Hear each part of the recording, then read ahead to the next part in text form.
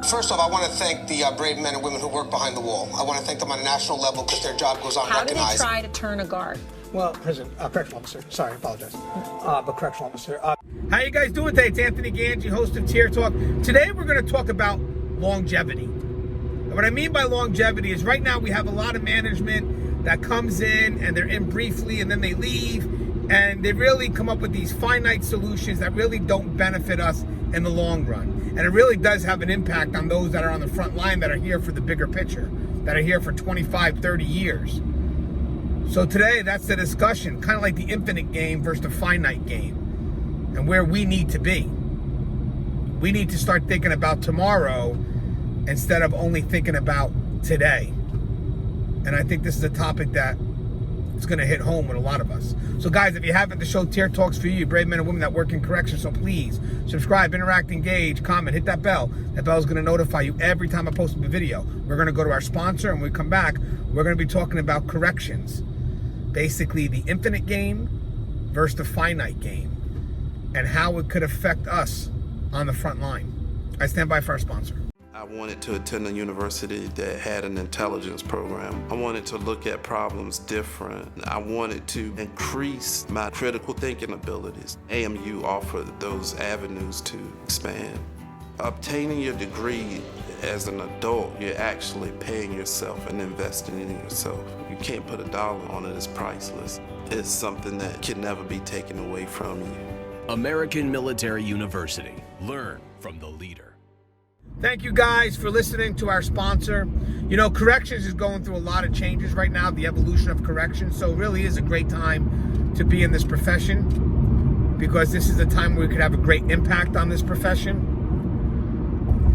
But with that said, the changes that are happening right now seem to be unbalanced, seem to be inconsistent.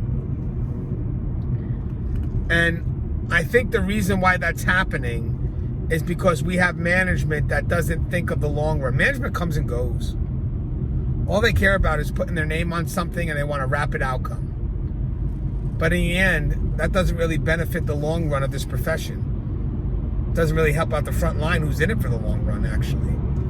Actually, for the front line, it becomes inconsistent, because visions change every time a new management comes in, because nobody's thinking about tomorrow. They're thinking about right now and where they could stamp their name on something. Been reading a lot of books about leadership and management, and these books are really written for business management, but they can easily apply to us in corrections, especially this gentleman, Simon Sinek.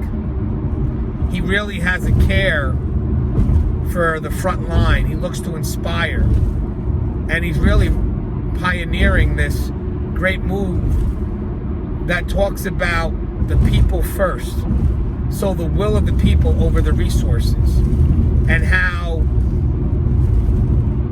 it's preparing for the infinite game as opposed to the finite game. What he means by that is the game is ongoing. You have a vision, and every day you strive to reach that vision. It's defined by a just cause.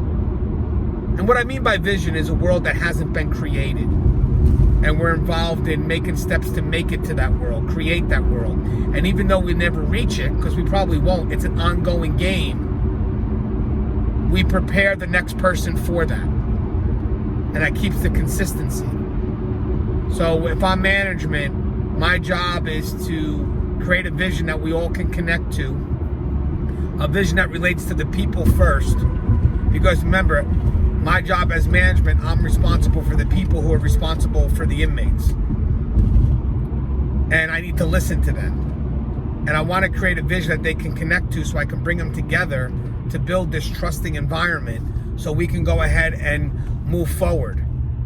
And when you have that trusting environment and people look at leadership as someone they can trust, no external incentive will shake that foundation, because it will help them connect into something greater than themselves. Again, that just cause. Especially if that just cause fits their why they're in this profession, what motivates them. Because trust and believe, everybody has a why they do what they do, that internal motivation. And we look for those just causes to connect to give us hope, but also to tell us that we're a part of something. And that motivation tied in with that just cause, when the ground gets shaky, we'll stay in the fight because we're motivated. But management has to create that environment. It's up to management to create a trusting environment, because we do need to trust each other in this profession. We do.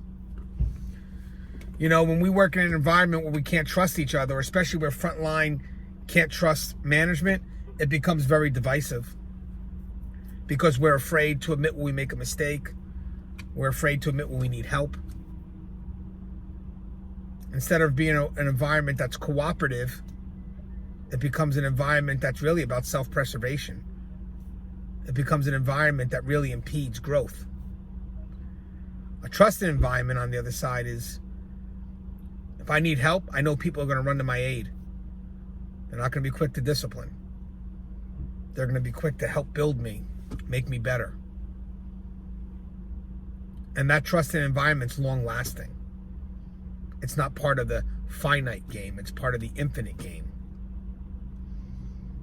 And I think right now, again, we're so quick to have management who's really just worried about themselves and only care about themselves, that they go for these quick solutions, the solutions that in the long run will not hold weight and ultimately wind up defeating the longevity of what it is that we need to do to be successful in what it is we're trying to accomplish. You know, I want to ask you guys a question, and we did this before in another video.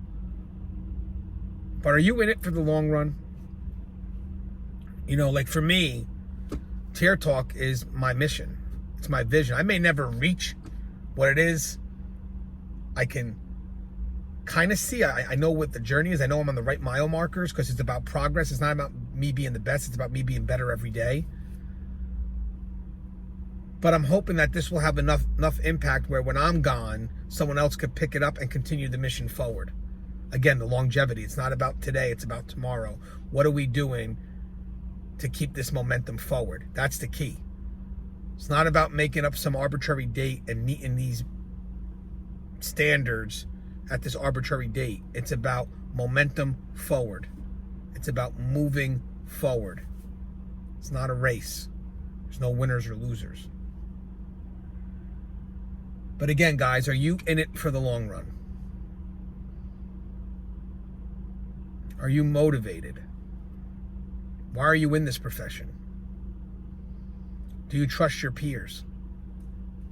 In 2020, guys, it's about time we bring service providers and custody together. And it starts with leadership. So I'm going to do some videos on leadership, some videos on how to bring us together, how to build a trusting relationship, ultimately how to better ourselves every day, create a momentum that keeps us moving forward, and leaving that legacy behind. Again, having management prepare for the next management to come in. It's not about me. It's not about me. It's about the journey we're taking together. The belief that we have learned to connect on, that's building that trust that will hold us through the roughest of times. But again, I think this video was needed. It's good dialogue. It's the start of something new. And ultimately, guys, if we're able to get this off, if leadership, the civilian side of things, the custody side of things, if we can all work together, we'll finally see the balance changes that we need. Because that's the key. It's about all of us being heard. But it starts with leadership, creating an environment where we can trust each other, where we feel safe. And it's okay to admit we're vulnerable. It's okay to admit that we have concerns. But ultimately, the key is bringing an environment that we connect with, it, a belief that we all can unite on, a just cause that relates to our why we're doing it. And that belief will solidify us. It will unite us. And no matter how shaky the ground gets, we'll continue the momentum to move forward. And we'll prepare the path for the next person to come in. Because it's not about an end game. It's about the momentum to keep moving forward. As always, guys, the show Tear Talks for you, brave men and women that work in corrections. So please subscribe, interact, engage, comment, hit that bell. The bell's going to notify you every time I post a video. Stay safe.